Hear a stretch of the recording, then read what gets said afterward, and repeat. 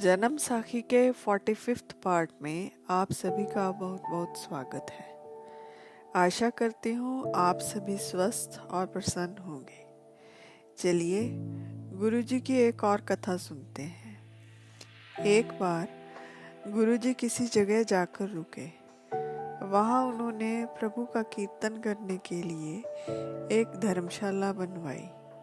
आसपास के सभी लोग कीर्तन सुनने और सेवा करने आने लगे। उसी संगत में एक सैदो घेऊ नाम का आदमी आया करता था। गुरु नानक देव जी अपने नियम अनुसार रात में ही उठ जाते थे और रावी नदी में जाकर स्नान करते, फिर वहीं किनारे बैठ घंटों समाधि में लीन रहते और प्रभु की बंदगी करते। दिन में वह धर्मशाला में कीर्तन करते। सैदों रोज वह कीर्तन सुनता, जिससे वह आनंदित हो उठता। उसके मन में बड़ी श्रद्धा जाग चुकी थी। उसका मन गुरुजी के पास ही रहने को करता था। एक दिन समय से पहले ही वह धर्मशाला में आया तो उसे गुरुजी के नियम के बारे में पता चला। उसने मन में सोचा, गुरुजी रोज नदी में स्नान करने जाते हैं। वहाँ बैठकर जरूर वह वरुण देवता यानी जल के देवता की पूजा करते हैं। जो उनकी इच्छा होती है वही उनसे वरदान में ले लेते हैं। वरुण देवता की इतनी सेवा के कारण ही इनकी इतनी इज्जत बढ़ी है। इनमें इतनी कला है कि इनको गुरु का पद स्वाभाविक ही मिल गया। मैं भी अब आज से वरुण देवता की सेवा करूंगा ताकि मुझे भी यह कला प्राप्त हो। इस प्रकार मन में सोचकर अगली रात से ही 2.5 पहर पहले ही उठ जाता और रावी नदी के किनारे चला जाता। इस तरह कई दिन वहां जाता रहा।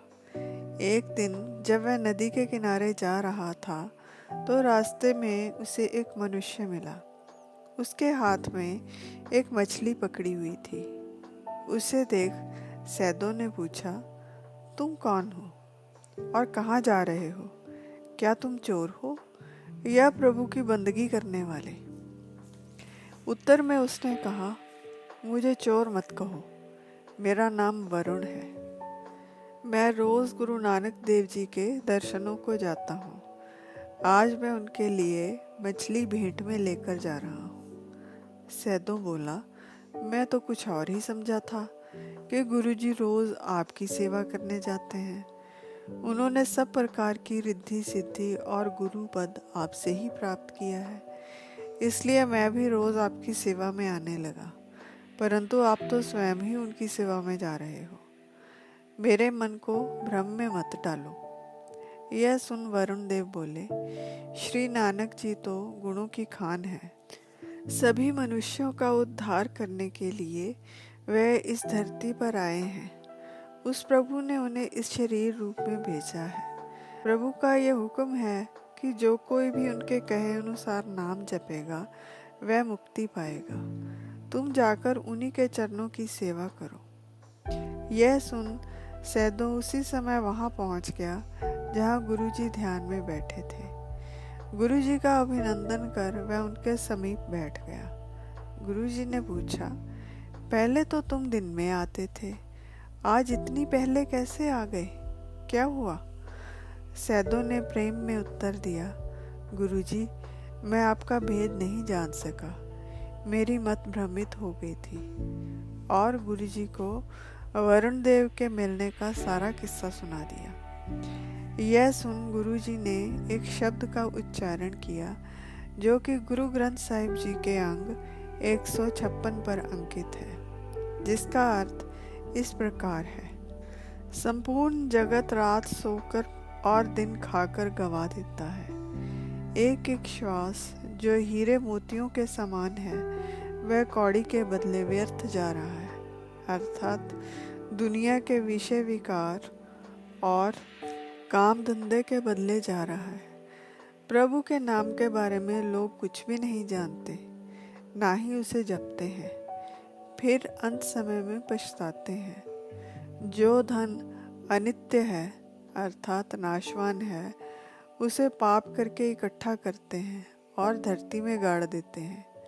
परमेश्वर का नाम जो सदा रहने वाला है, उसे कोई नहीं संभालता। सभी नाशवान धन की इच्छा ही करते हैं और जन्म ऐसे ही गंवा देते हैं। अच्छे पदार्थ तो पिछले अच्छे कर्मों के लेख से ही मिलते हैं, उसके बिना नहीं मिलते। नहीं तो शुभ कर्म करके सभी भाग्यवान हो जाते। हे नानक, जिसने यह संसार पैदा किया है वही सबकी देखभाल करता है। उस प्रभु का हुक्म नहीं जाना जा सकता कि वह किसको नाम की बढ़ाई दे। कहने का तात्पर्य यह है कि सब कुछ देने वाला प्रभु है, फिर भी हम उसे छोड़ दुनियावी पदार्थों की इच्छा कर जन्म व्यर्थ गवा रहे हैं। यह वचन सुनकर सैदों ने कहा, गुरुजी, इस मन का कोई भरोसा नहीं, क्योंकि आपने जो वचन किए हैं वह एक दो याद रखता है और बाकी के भुला देता है।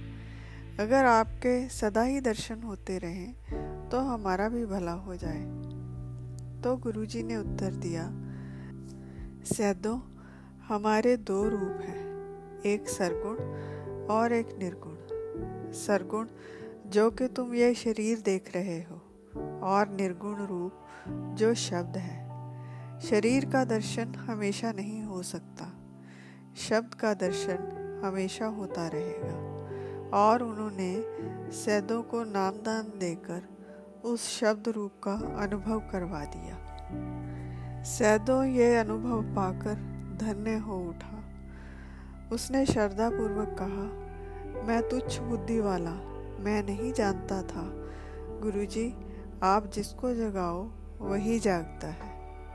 और उसने गुरुजी को नमस्कार की। गुरुजी ने उसे सेवा करने, धर्म से कमाई करने और प्रभु के सिमरन का उपदेश दिया और अपनी अगली यात्रा के लिए प्रस्थान किया। आज के लिए बस इतना ही। फिर मिलेंगे एक नई वीडियो के साथ। मेरे चैनल को लाइक, सब्सक्राइब, शेयर और कमेंट करना ना भूलें। अनजाने में हुई किसी भी भूल के लिए हृदय से क्षमा। और मेरी इस वीडियो को देखने के लिए आप सभी का बहुत बहुत धन्यवाद।